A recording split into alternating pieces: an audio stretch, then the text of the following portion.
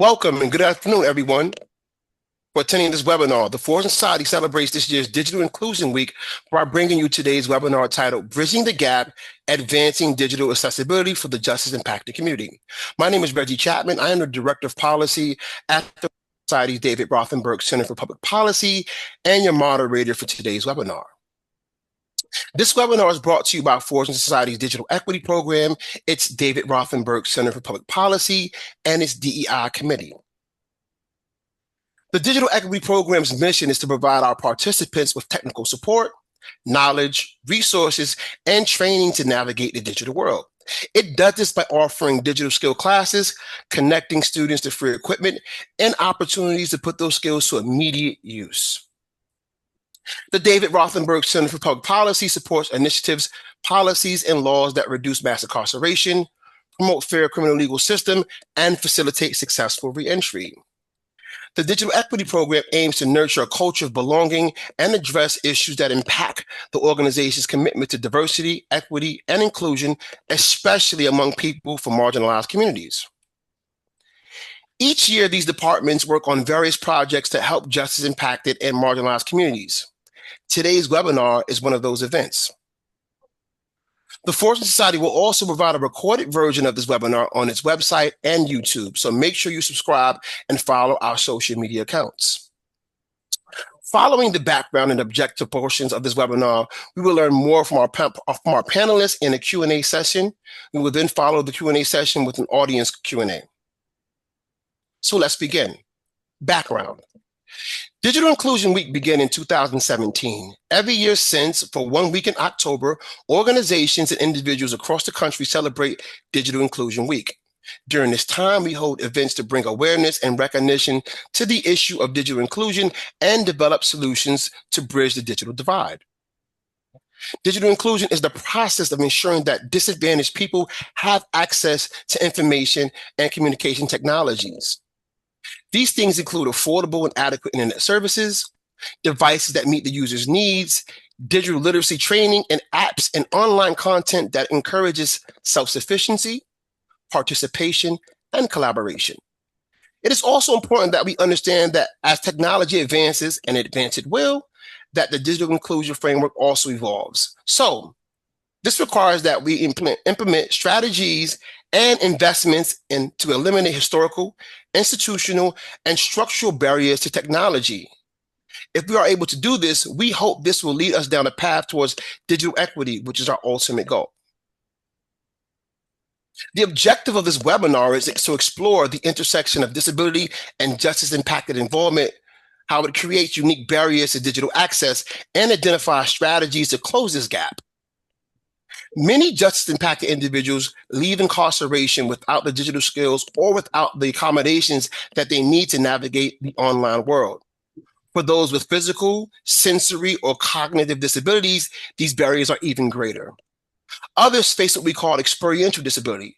This is when being incarcerated in itself limits one's exposure to evolving technologies. This discussion will highlight that the digital inclusion must go beyond just providing devices and internet access. True inclusion requires accessible design, assistive technologies, and adaptive training. Our panelists will discuss the current initiatives that support justice-impacted individuals and identify where new tools and collaborations are still needed. By uniting reentry experts as well as disability and digital equity advocates, this webinar aims to advance a more inclusive vision of digital access, which is one that addresses the overlapping challenges of incarceration and disability. So with no further ado, let's introduce our panelists. First, we have Courtney Spaulding, who is the Director of Operations and Training at the Center for Independence of the Disabled. We also have Charles Watts, who is a recovery specialist at the Fortune Society. And we also have Barry Sloan, who is a formerly incarcerated person and participant at the Fortune Society. Later on, we expect our fourth guest, Seema Malik, who is the Director of Accessibility, which is a NYC Economic Development Corporation, to join us for this discussion. Now that we've met our panelists, we'll ask them some questions concerning their experience with digital accessibility. Following this, we will allow our audience to actually ask our panelists some questions. So our first question is for Courtney. So, Courtney, Boss Spalding, could you actually define for us what digital accessibility actually means? Absolutely. So, digital accessibility is removing barriers to access and use of the digital world, also providing re-entry services, job searching, anything from color contrast, changing websites to be more accessible for viewing and hearing, providing alt text, also anything that bridges the digital divide and provides the skills needed to use accepted technologies and overcome skills that with new technology, such as filtering, size font changes, adaptability in website navigation, and there are thousands more. Thank you for providing that explanation of this digital accessibility, Courtney. And so, being that you provided us with some of these examples of such, what assistance does your company actually provide for this community?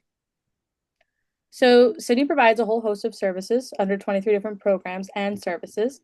So, we not only provide benefit services to low income families, but Sydney also does unique programming to the external environment that helps people catch up in the digital world. So, that could include providing a resume building class on how to use Microsoft, actually teaching people how to access the internet, email, Wi Fi, just updating them on the digital world, but also providing and bridging the digital world to both communication skills because the digital world is now how 2/3 of the population communicates. And we want to make sure that everyone, regardless of status, age, color, incarceration, can access the world in its entirety. Thank you for providing that information. I think you said a lot in there, but one of the most important points that you mentioned in there is that like providing people access to these tools regardless of age or status. And I think that's important because that actually speaks to the aim of this webinar, which is to provide people with disabilities access to this technology. And I thank you for that. Thank you. So our next question is for Charles. Charles, what does digital accessibility mean for you from a perspective of working with people with justice involvement during your reentry journey, during their reentry journey, sir? Um, do you have a lot of time, or is this just a pop question for me to answer? I think, no, that's a joke. I wanted to inject a little humor in the situation, but the situation is actually grave. All the way down from some of the things Courtney said to basic stuff. Let's just look at reentry first. Reentry to a situation that's like another world in terms of digital access. That's what most of our population is coming to. They're coming from a situation where digital access is actually trauma. Because if you get caught using a phone or anything like that, you'll be penalized, possibly even given a new charge. So returning to the community or a world of digital accessibility is a little bit anxious for a lot of our population. Thank you, Charles. We appreciate that. You know, you said a lot in explaining that to us. One thing that you said that makes me think about this term that we call experiential disability. You mentioned how in the correctional settings, individuals may not have or don't have access to technologies that allow themselves to be familiar with, the digital world. And so experiential disability is kind of speaks to that term. Essentially, what it means is that if a person doesn't have experience engaging with the technology, then when they ultimately do, they don't have maybe the wherewithal and or a lot of things that a person who's been engaged with the technology who deems to be like intuitive, they may not have that skill set or that feeling when they engage the technology. So I thank you for that. And with that being said, I want to go to Barry because as a former incarcerated person, I think that Barry may be able to give us some perspective concerning this. So my next question is for Barry. Barry, what tech challenges did you face when you're returning from prison back to society?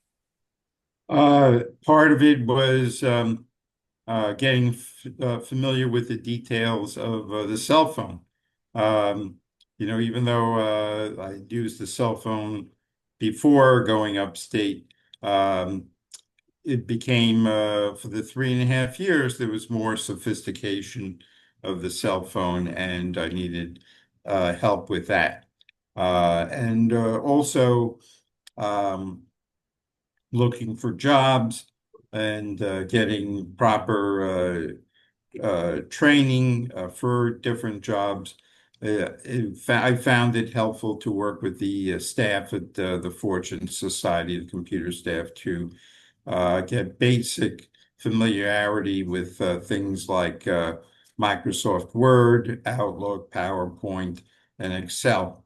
And even though I still have a little ways to go, having a little bit of a background in each of those fields is certainly going to be helpful. Um, and also, as I've gotten a little bit older, um, things like seeing tiny fonts on this computer screen and small keyboards are a challenge. And I've been providing computer class with a computer for people who have challenges with their vision. So larger keyboards and larger fonts certainly are something that's very helpful. And also the ability to have color contrast on the computer screen is something very helpful. And that's something I've also had a challenge with. Thanks a lot, Barry. Thanks a lot for providing that insight for us. So I want to kind of just step back and unpack some of the things you just spoke about.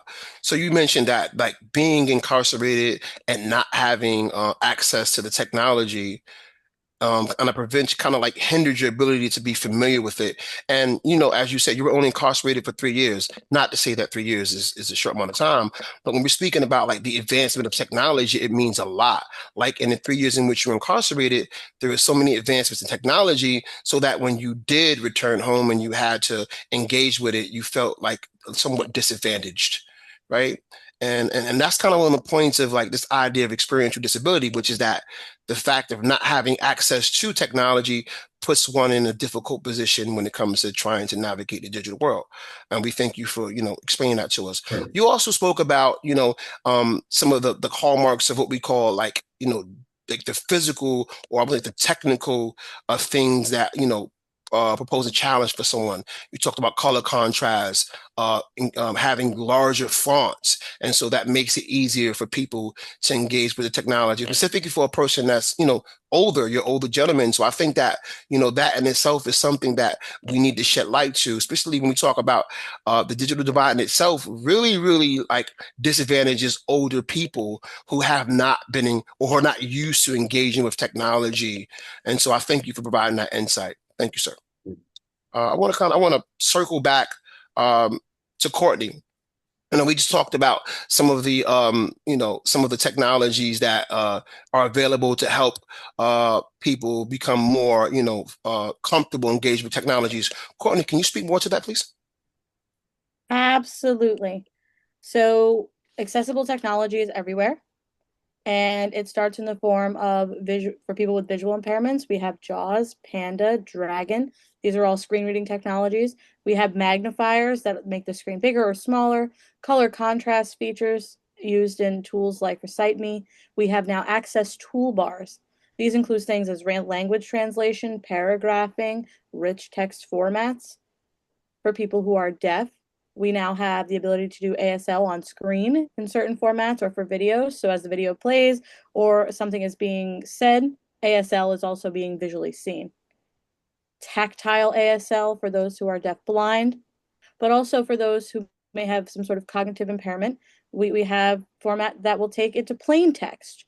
So if it's a scholarly article, you can put it through the software and it will then bring it to a different level for reading access and comprehension access. And the list goes on. We have physical accessible technologies, walk cuts. We have signals on traffic signs that now make noise, all of which are relatively new, and it helps build an accessible world. Thank you for that, Courtney. I mean, that's really exciting news for me because as someone who's very, very interested in like digital equity. Like all of this is news to me. I've never heard of these technologies, so it makes me wonder, maybe other people haven't heard of it.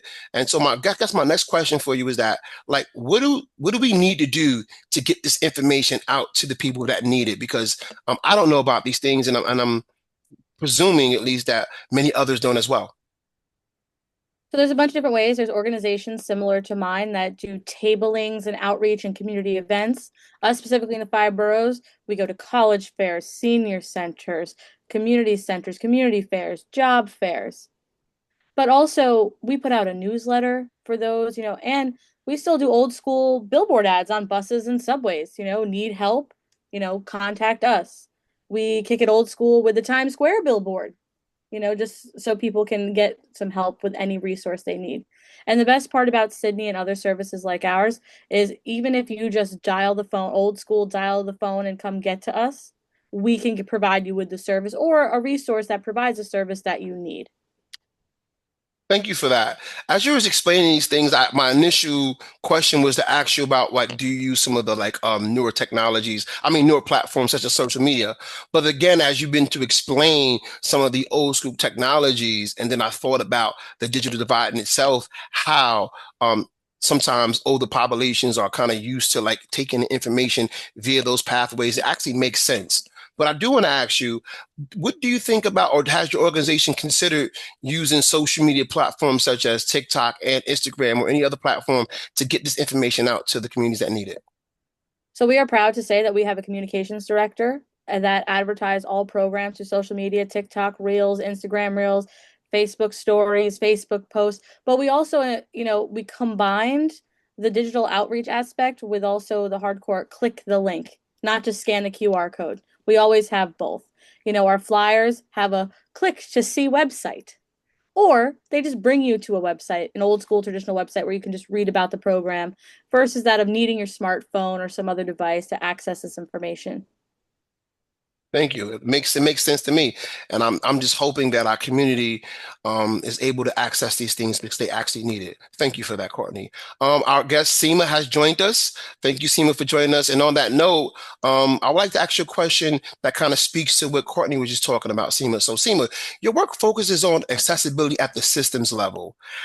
And my question for you is that how can public agencies and city initiatives better integrate justice impacted individuals with disabilities into digital inclusion strategies so that accessibility is built into the design from the start rather than adding as an afterthought?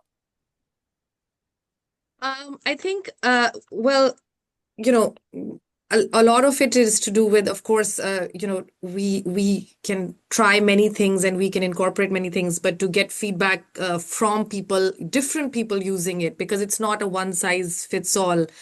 For example, recently we on our website, just in terms of digital accessibility, we just installed a widget, and the widget is supposed to help people change the website to change the colors, change add ways for it to change the text. It has many features that are designed to make it more accessible. But as I tried to get people to test it out, we noticed many things that were sort of lacking or may not have been covered. And I didn't realize that. And the consultants who put it there and many people working on it didn't realize it. So, I mean, and I'm trying to do that as we speak, getting focus groups, people testing it out and, getting feedback from all kinds of people. I think that's the only real way to do it. Thank you. Thank you. I appreciate that. And I just speaking about like getting feedback from experts and consultants. I mean, we have two individuals that kind of fit that, Charles and Barry, right on this webinar, who can provide some insight concerning, upscaling or making technology better. Thank you for that. So my next question is for Charles. Like Charles, what are some of the challenges? What are some of the most challenging digital hurdles you observed individuals face during their reentry journey? Yes, probably based on what they people who are in reentry heard, and the actual fact is probably what I have become known as the time warp. People are in reentry and they return to the community, especially our populations, they what they thought and what they actually seen is kind of a barrier to people accessing the digital technology that's available today, because to put it in plain English, it would be a very hard job. And I think one of the areas that we need to look at is motivating our populations to become uh, uh, more accessive of digital technology. And I believe one of the places should start pre as opposed to post. I noticed that there's a lot of programs that are mandatory pre uh, reentry that have been uh, given over and over again, and even mandatory once people return to the community. I think some of that energy could be focused towards pre reentry into the community, so that people won't feel like their levels of skill is just not uh, it's just not worth it to be focused in the digital world when I can go back to the analog world and be just fine. I think people should be exposed to the information that I'm hearing just sitting on this panel, to let them know that whatever their setback might be, mental or physical. When I say mental, just to give you an example, if a person's level of digital literacy is very low, then when they return to the community and start to access the digital world and find out that they're at the bottom and they have to climb all the way to the top, well, that could be a barrier, and that would keep people from getting moving towards digital. And it could also uh, have people afraid of digital because of their illiteracy, and that could be another barrier. Um, it could lead to other uh, feelings, like isolation and inadequacy, and who knows, it might add up to recidivism. So I think some of this information, a lot of this information, as this panel just stated, needs to be got to our populations in plain English so that they can understand what they need because of what they're going to be facing in terms of just basic stuff when they return to the community. Looking for a job? Oh, no, you have to do 3 or 4 interviews on Zoom or Teams before we even see you in person. That's a barrier. Housing.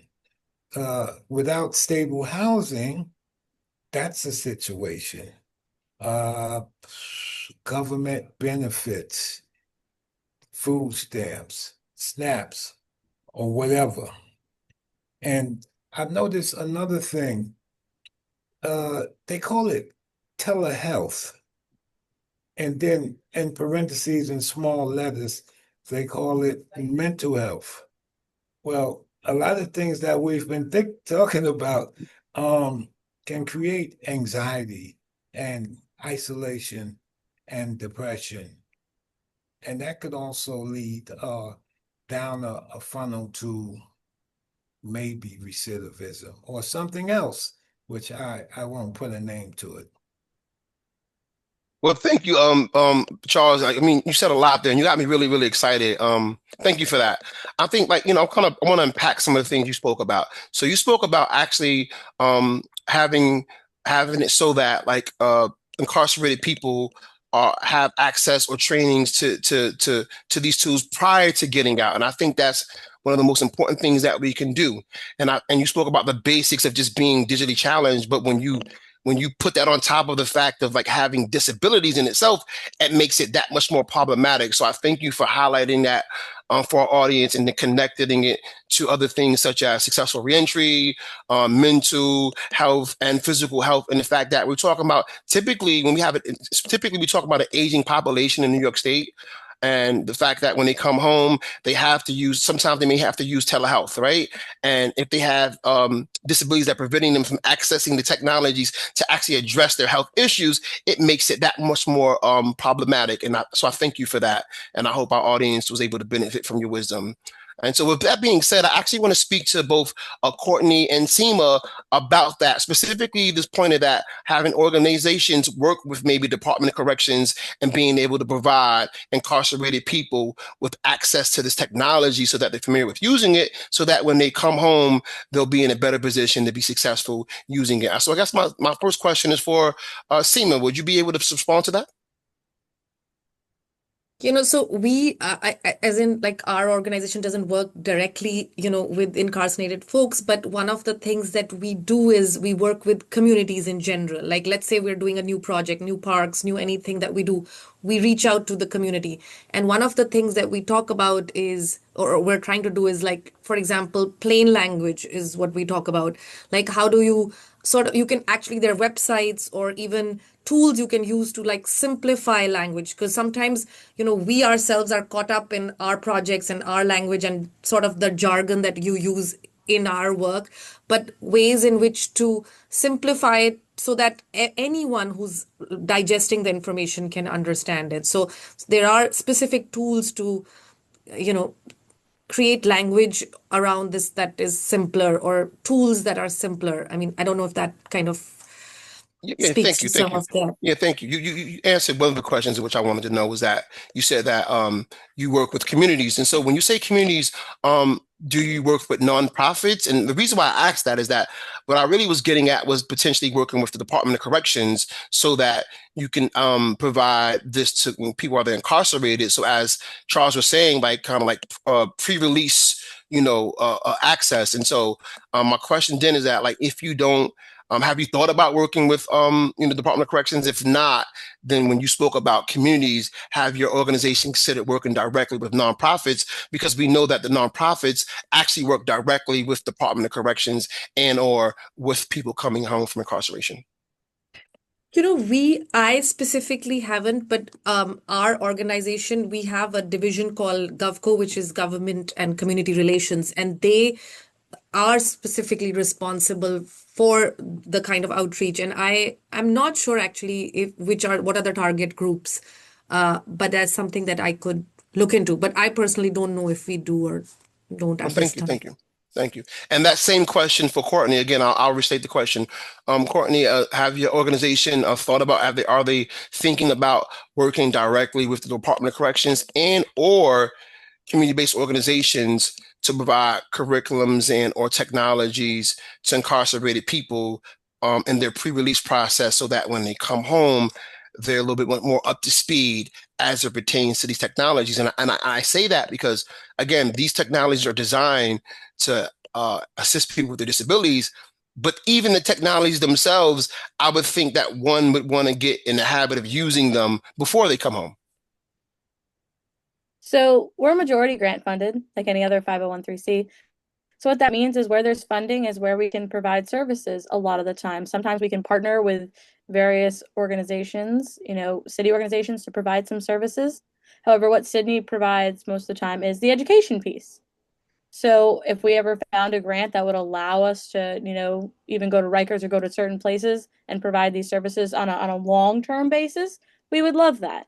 But for right now, we're limited to the small community education or just the open forums that we provide, the job searching skills, we provide a social media and data training already open to the public as part of our existing programming. So we do filter anyone and everyone. That includes formerly incarcerated persons. But, put a grant out there for us and we will gladly be the first to apply. That applies to us also. Thank you, thank you. We'll go in it together, Absolutely. Siva. Yeah. Yes, we'll partner on that. Yeah, yeah. I just mentioned that because I know that like Charles said something that was very, very important. Now, obviously, the point of this webinar is to highlight, disabilities in general. But when we talk about the justice impacted communities, I think that this notion of front loading assistance, it would do well at like helping facilitate successful reentry. I think that is one of the things that are missing. Is one of the goals of Fortune is to facilitate successful reentry, and some of the things in which we do is like we work with, we have programs in place so that individuals can come home and transition in the best way possible. So that's just something I thought about when it comes to addressing this issue. Again, we're talking about providing tools to help people with disabilities engage with technology. But again, as I said to you guys earlier, I think there's something to be said about even that technology, becoming familiar with that technology. And so with that being said, my next question is for Barry. Barry, what can you say about your thoughts about having access to said technology prior to coming home as it pertains to like pre-release? Well, upstate, there at least unless things changed recently, there is no internet access. I think the authorities are concerned about possible drug trafficking or whatever their reason is. But for whatever reason, internet access is forbidden. They do have some computers that are about 20 years old that are available, at certain times. Um, but even that is not widely available. I was tutoring math upstate for a little while, and the teacher lamented that there wasn't the modern uh, tools available through the internet for students trying to improve or especially for the math section of the GED. The math teacher noted, like on the internet, even if someone's trying to learn the times table or some very basic algebra skills, there are tools on the internet to help facilitate that. So the teacher, lamented that those things aren't more available. Um, so, and also I'll comment on other things going home, even some basic things like buying something at the CVS or the some stores. There really is no often there's no live person, or there might be a long line for the live person, and the barcode for the checkout machine is more readily available. So even how to use the barcode to check the price or to purchase something at the checkout machine without the cashier, even that's a challenge. And also, when getting back, also how to use your cell phone for directions, usually walking directions, or for both people who drive, driving directions.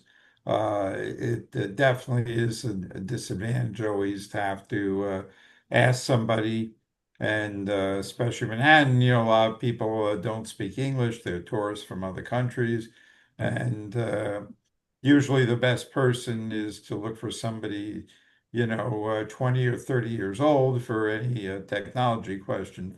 But after a while, you do get a little tired of it, and if there was a way how the authorities could be comfortable having modern computers with some degree of internet access, that would certainly be a big help. Thank you, Barry. Appreciate that. Appreciate that. I want to kind of circle back to some of the specific technologies that service providers can provide to address disabilities.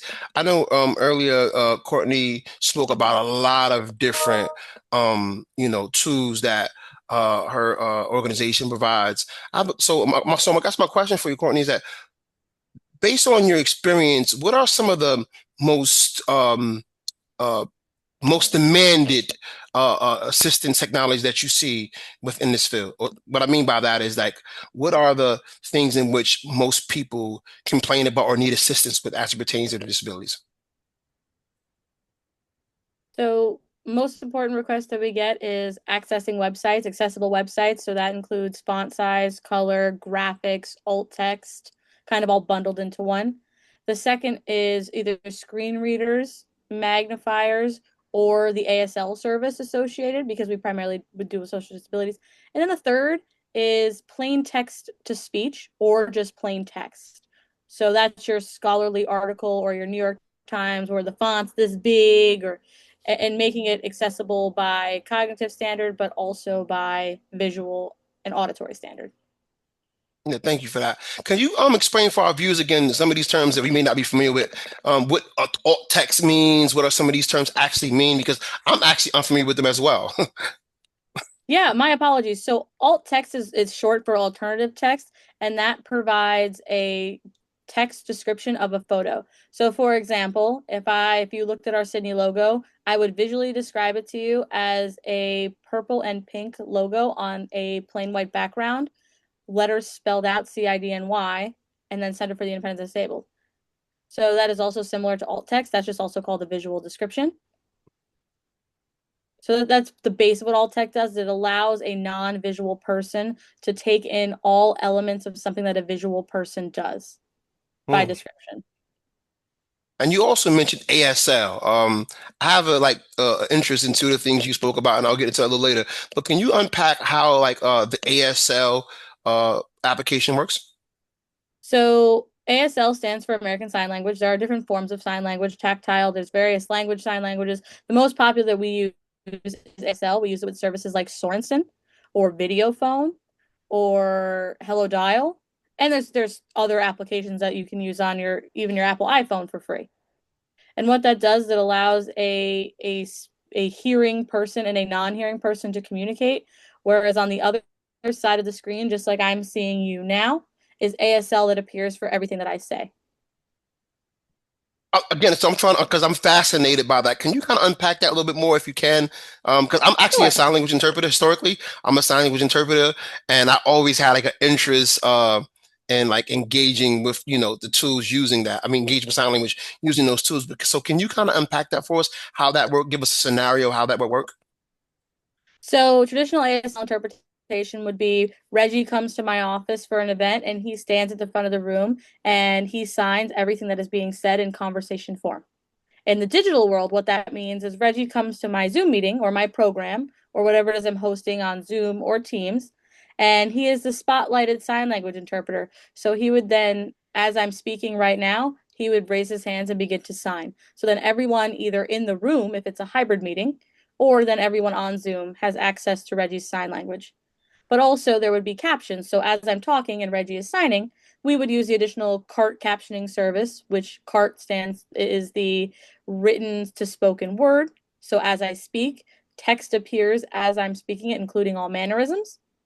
Or it would be the Zoom AI captioner that is 99% accurate and would then appear on the screen in big or small or whatever colored font you prefer, what I'm saying. And then the ASL that Reggie's providing would also be visual in his little box. Hmm. Thank you. Appreciate that. Because this is fascinating to me because I'm actually formerly incarcerated as well. And so two things in which you spoke about are very, very interesting to me. One of which is like actually describing pictures on screen because throughout my incarceration, I had some access to computers, but not a lot. And so now that I'm fully engaged in society, like sometimes I'll like my vision gets a little foggy or I'll look at the screen and I'll see things, I will look at it and not things won't really register on the way in which I think they should register. So I really, really appreciate that particular technology, how that works and how that can facilitate that. And I actually myself, when I was in graduate school, so when I came home from prison, I actually went to graduate school and I had to do a lot of reading and writing.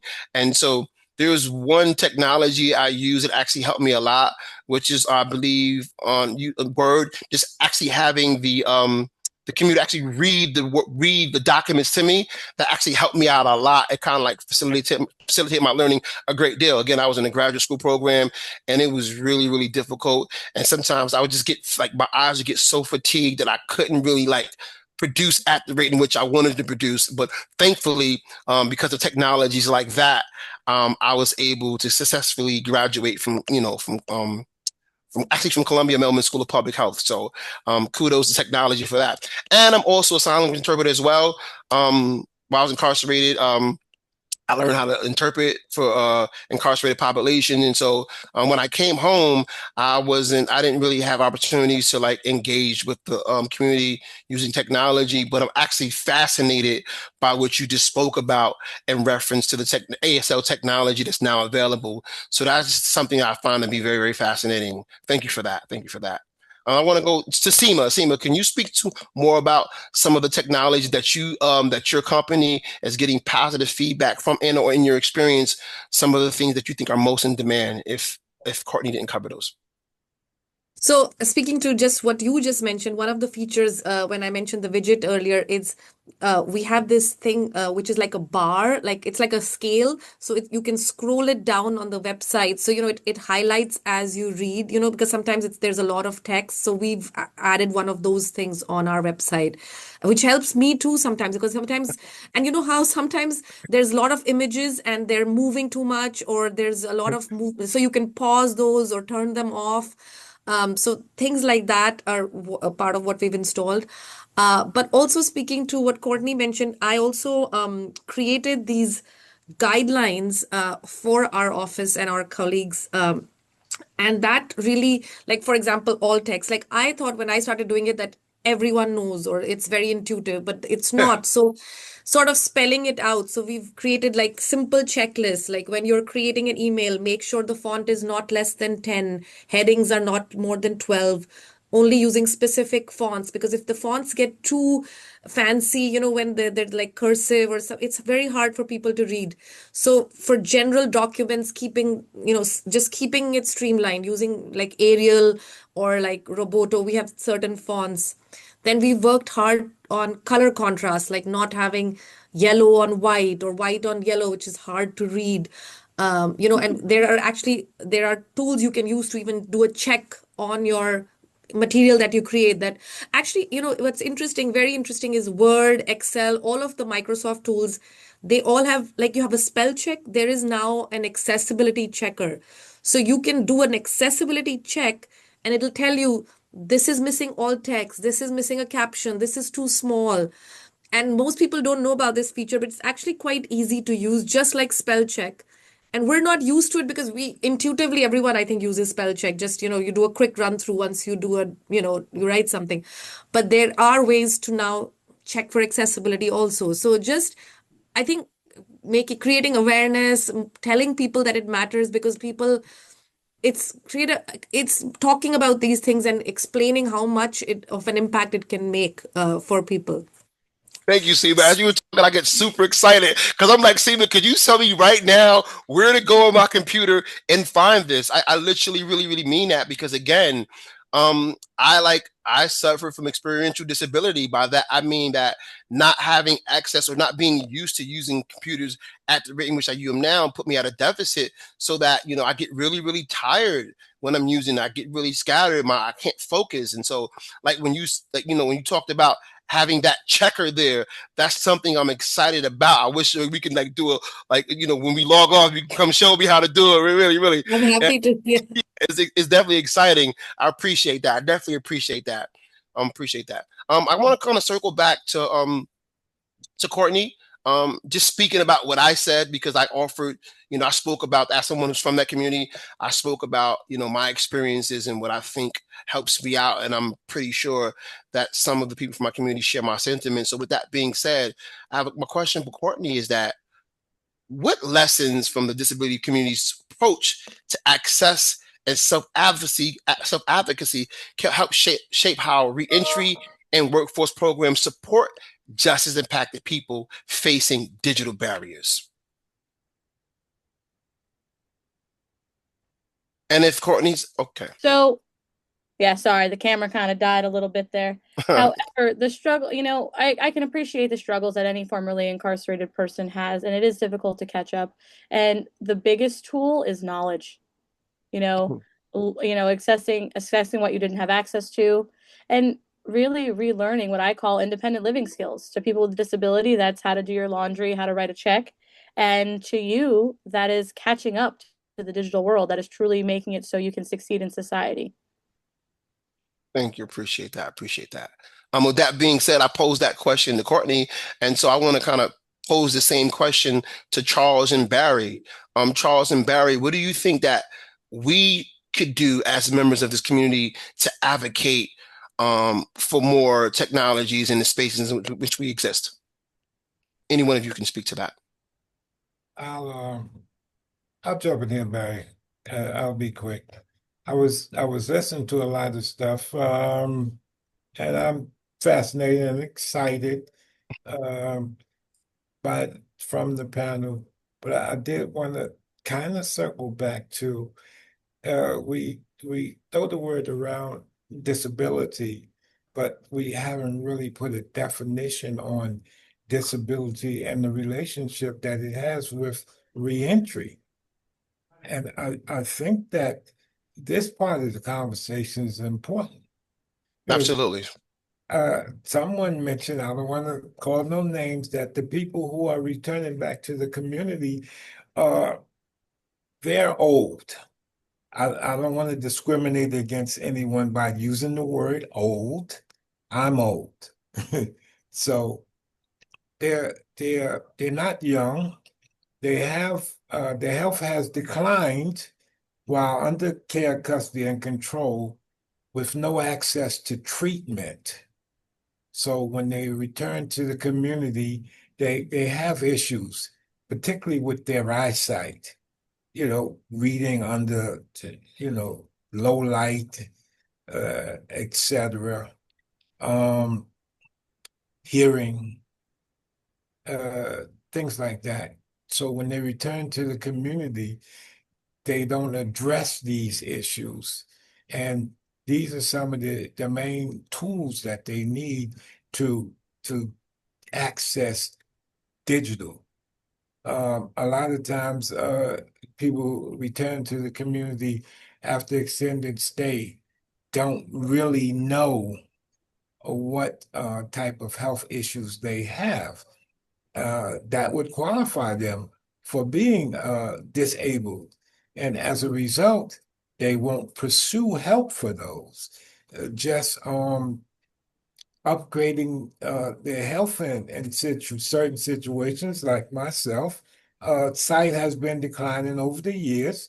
I have someone who works with me closely, makes suggestions, especially about the making the font, not just the font, the letters bigger on your screen, things like that, the contrast, those help out tremendously. If your sight has declined, who knows if you did a lot of reading trying to get an undergrad degree while incarcerated, that can impact your sight tremendously. But translate that into the digital world, how far behind are we now? And how much do we care to catch up with, or do we just want enough to say answer the phone? And that would be a barrier to moving forward in society today. So I think that these areas, that definition in itself should be examined and maybe addressed, presented and addressed. So yes, we haven't talked about that. Thank you, Barry. I appreciate that. Thank you, Charles. I appreciate that. And before we continue, I actually want to ask Barry to comment about this idea of disability. But before we do, I actually want to open up the conversation to the audience in the chat. So audience members, if you have any questions, you can we can put it into the chat, and we'll provide these questions to our panelists. And so as we continue, I'm gonna go on and ask Barry to respond to what Charles said. But in the meantime, I'm asking any audience members if you have any questions for our panelists, either for I or just commentary concerning the topic, please do present it and we'll put it into the chat. So as we proceed, Barry, what are some of your ideas or concern about what Charles said about this idea of disability in itself? Well, of course, disability extends to many people, and part of it is the people who've been incarcerated, but also to a lot of people who have not been incarcerated. Um, and also, um, getting older, and like we said before, even though I was away for just a little over 3 years, um, it's still in the 3 years, close vision eyesight, has declined. And of course, glasses help, but they're not the total solution. So having the accessibility to computers with large keyboards and larger fonts and better color contrast is certainly very helpful. And like I was saying before, the access to computer classes is very helpful. And I often supplement that with one-on-one teaching from some of the computer staff. And that's often helpful too, because sometimes in class, if you miss a concept or for falling behind, it's a little harder to catch up in class. It's a little easier to do if it's a one-on-one session. And also, of course, supplementing with uh, the programs to catch up as homework, that's often very helpful too. Uh, so I think a lot of it is uh, letting the people returning from upstate, and perhaps as well as other disability people who are disabled or tech challenged, to spread the word that there's classes available, there's one-on-one available, and encourage people to take advantage of it. And if it's for a potential job, great, or even if it's potential for volunteer work, that'd be great too. Because I think it's great to keep busy, whether it's volunteer or for job work. Um, and the definition of becoming older, there's a big trend from how things were many years ago, that it used to be many years ago, 65, that's it, retired, and now people are working, well beyond 65, or become, even if it's volunteer work or part-time work.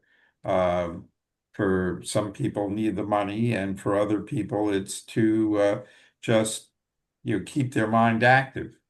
So I think the answer, like when you take the exam, and an option is E, all the above. I think that's all the above. Many reasons why technology needs to be readily accessible for people returning for upstate, as well as the public in general, who have Thank you. Thank you for that, Barry. I technology. appreciate that. Appreciate that. And speaking of all the above, you said several things in there that I wanted to respond to. But one thing you said that made me think about, I think a question I posed earlier was about like how the technology, how having this, for lack of a better term, disability, as we call it, could potentially discourage a person on top of just not having access to, but just dealing with your own like personal challenge, whether it's eyesight, etc., how that can discourage a person from engaging with technology. Because I personally think that that is one of the ways in which a person can overcome the hurdle. Again, one may have the, whatever disability they have at baseline, but I think there's another thing that when a said person encounters that, what it does to their motivation. And I just think that people should know that it's important to understand that like you should feel comfortable failing. right, when it comes to technology, and recognize that tech people fail all the time. That is the nature of the business. And when a friend told me that idea of getting it right, making adjustments, and really speaking to and serving the population that needs that. And so I just want to say that to our audience and to the panelists. And before I go on to the next one, does anyone have any else thing to say in respect to this idea of disabilities? I'm speaking specifically to Seema and or Courtney. Yeah. Even one a simple thing for people who have such severe vision that they're legally blind, um, or perhaps have other challenges, is even just speaking into their cell phone, to Alexa or Siri, what's the weather going to be today, or what movies are playing, or so just being able to do a simple thing like that can help people with visual disability. Thank you. Appreciate that. So we're getting close to being up against time. Before we get to close out, I want to just ask any of my panelists if they have any closing remarks for the audience before we close out. Yeah, I just wanted to ask Courtney, you said there's magnification available. What is the highest magnification available? So it depends on if you're having so there are free services and then there are paid services. Mm. So we generally do as a standard up to 500 times, but that's because I have availability to paid services. Free ones like Microsoft, I usually say like 250. Whatever your standard, Google can provide is generally the highest that other free applications will provide. Got it. Thanks. Thank you for that as well. That's good information. Appreciate that. Thank you. So before we close out, I just want to say I want to thank everyone for participating in today's webinar. I think we learned a lot. We shed light on the fact that disability and justice involvement creates distinct barriers to digital accessing. Formerly incarcerated people have real issues when it comes to this. We also learned that the problem is multifaceted. We learned that there are some viable solutions as well. I think we learned that the power actually resides in us. We not only need to speak about this, but we need to become more active in our efforts, right, if we want to address this issue. So I just want to say that before we close out. And again, thank you to our panelists for being here to speak about this issue. Thank you to our audience for being here and everybody involved in this process. And so we want to start out. My name is Reggie Chapman. I am the Director of Policy at the Fortune Society's David Rothenberg Center for Public Policy and your moderator for today's webinar. We thank you for listening and we'll see you soon. Thank you. Thank you. Thank you. Thank you.